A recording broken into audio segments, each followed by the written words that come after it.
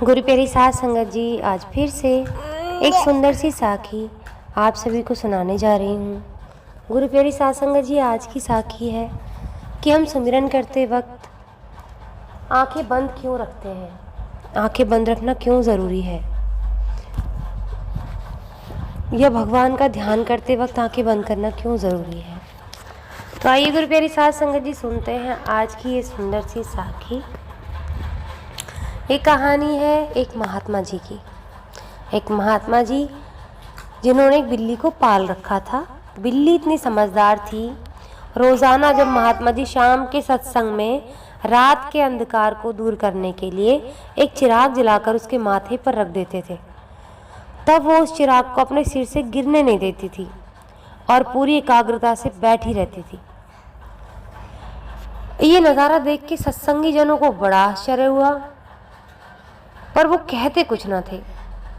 एक दिन एक सत्संगी आदमी ने उस बिल्ली की हकीकत का पता लगाने के लिए एक बेहतरीन तरकीब खोजी। वो इंसान कहीं से एक चूहा पकड़ लाया और उसे चादर में छुपाकर फिर चादर ओढ़कर सत्संग में बैठ गया।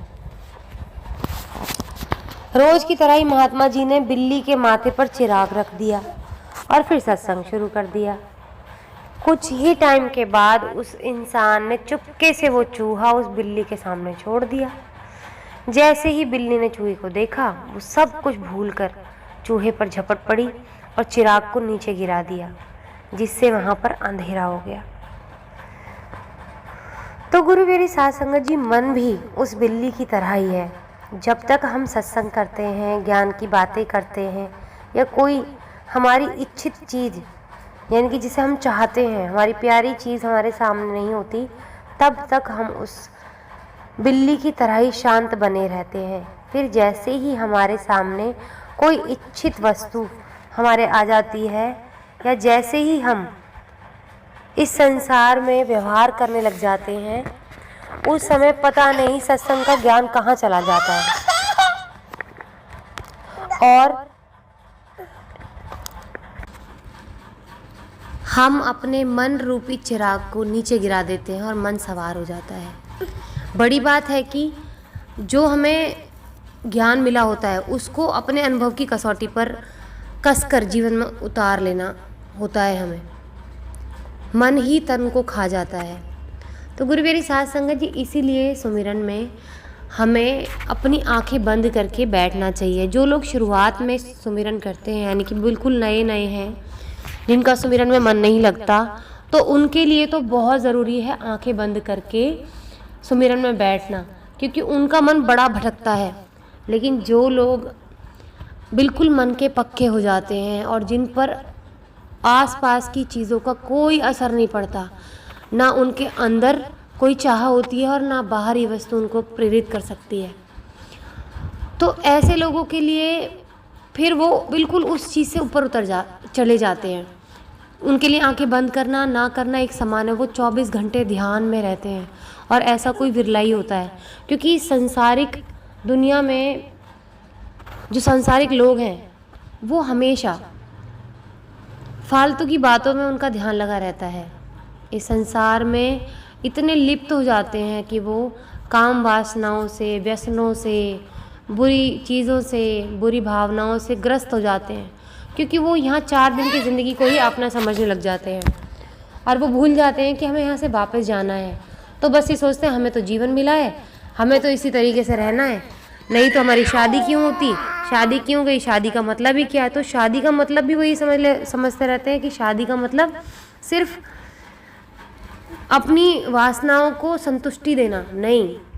शादी तो परमात्मा ने बड़ा ही सुंदर बंधन बनाया है, जिसको आजकल ये कह सकते हैं कलयुग के मानव ने मजाक बना के रख दिया है। शिव और शक्ति, विष्णु और माता लक्ष्मी, भगवान विष्णु और माता लक्ष्मी, भगवान ब्रह्मा और माता सरस्वती, ये सब एक दूसरे के पूरक हैं।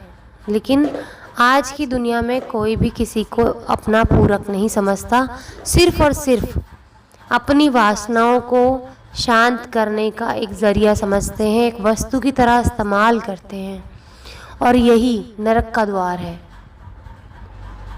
जब भगवान की दी हुई चीज़ का गलत इस्तेमाल करता है इंसान, या भगवान के दिए गई प्रकृति का गलत इस्तेमाल करता है, तो उसका अंत निश्चित है।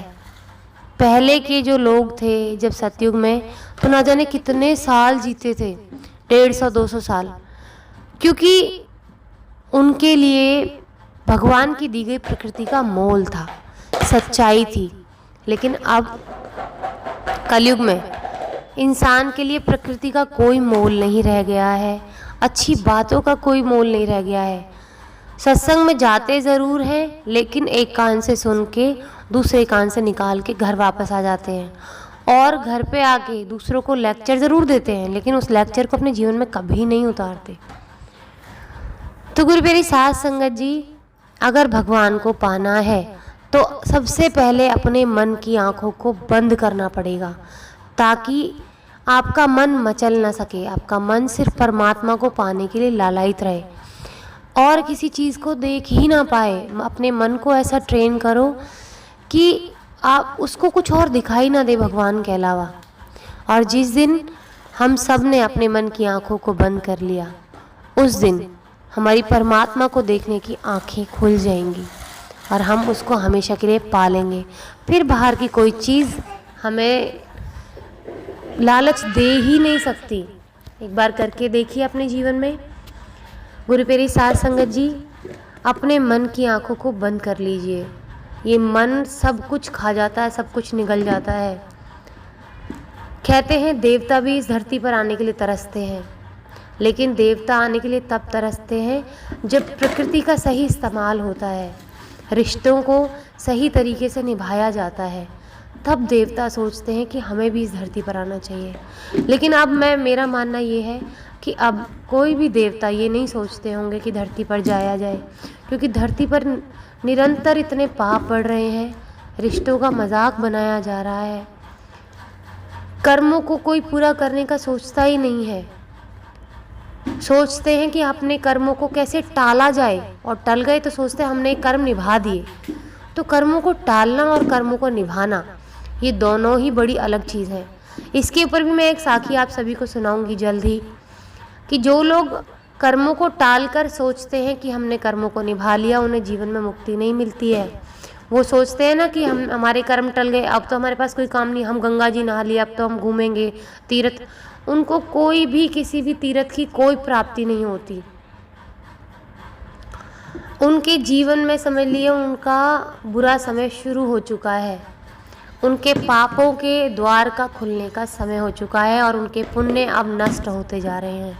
और एक जिस दिन ये पुण्य फल नष्ट हो जाएंगे पुराने जन्म के, और फिर इस जन्म के जो पाप कर्म है वो फिर सताएंगे, और फिर ऐसे ऐसे सताएंगे कि मुंह से उफ तक नहीं निकलेगी।